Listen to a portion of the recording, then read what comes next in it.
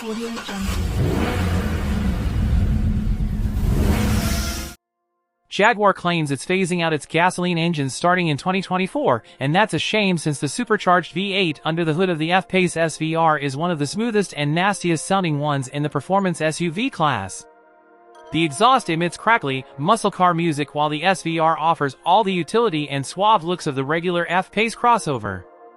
Other high-powered luxury SUVs, such as the Porsche Macan GTS and the BMW X3M, are quicker and more agile but are a more common sight on American roads.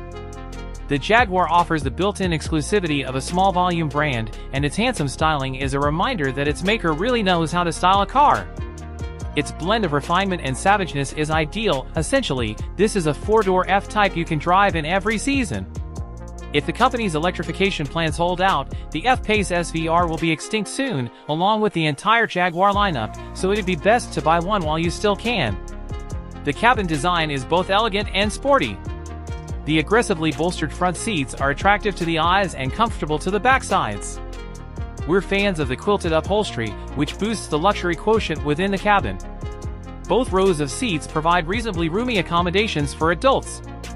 The F-Pace SVR offers 34 cubic feet of cargo space behind its second row.